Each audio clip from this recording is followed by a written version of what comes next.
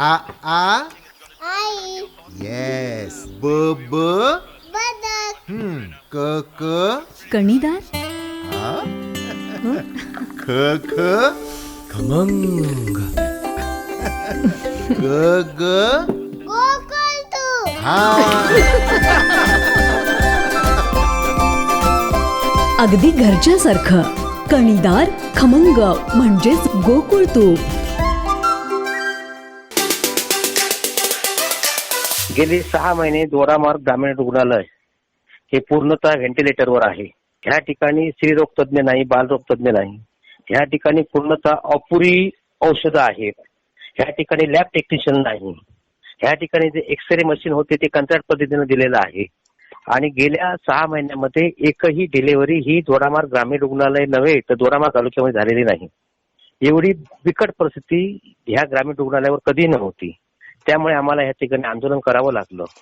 तदनंतर जिल्हा शल्य चिकित्सकांनी आश्वासित केलं की आजपासून दर आठवड्याला प्रत्येकी 2 डॉक्टरची नियुक्ती आम्ही ह्या ठिकाणी करू आणि तोपर्यंत आम्हाला थोडे दिवस सहकार्य करा.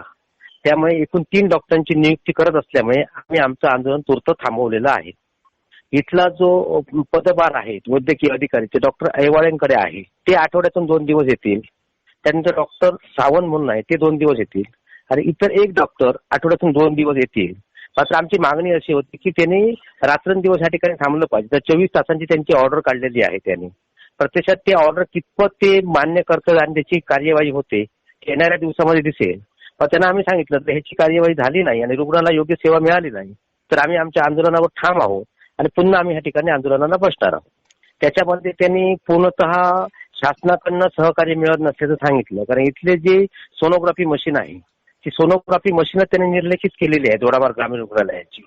त्यामुळे सोनोग्राफी मशीन नसल्यामुळे स्त्री जरी डॉक्टर आले तरी त्या ठिकाणी सोनोग्राफी करण्यासाठी त्यांना गोव्यामध्ये किंवा एकतर सावंतवाडी ओरसमध्ये खाजगी रुग्णालयामध्ये जावं लागतं. तर त्यांनी सांगितलं ह्या संदर्भात निधी प्राप्त होत्या क्षणी आम्ही देऊ. आम्ही त्यांना विचारलं की ह्या संदर्भात लागणाऱ्या निधीची आम्हाला नेमकी कॉस्ट सांगा जेणेकरून खासदार विनायक राऊत साहेबांच्या निधी म्हणून ते देता येईल.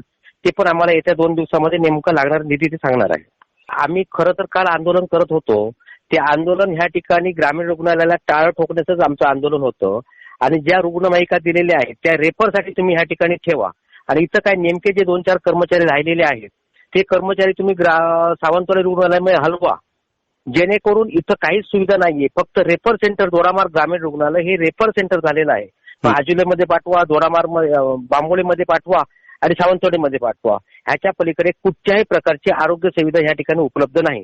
साधं कुत्रा चावला तर औषध नाही त्याही ह्या ठिकाणी अवेलेबल नाही. ईसीजीचे रोल ह्या ठिकाणी उपलब्ध नाहीत. एवढी बिकट परिस्थिती ह्या रुग्णालयाची कधीही नव्हती जी आता परिस्थिती शिंदे सरकार असताना आहे. त्यावेळी आम्ही आंदोलन करतो त्यावेळी ते आपण कुठं असतात मुंबईला बऱ्याच वेळ असतात हे आपल्याला माहिती. तिथून ते स्टेटमेंट देतात की आम्ही हे करतो ते करतो.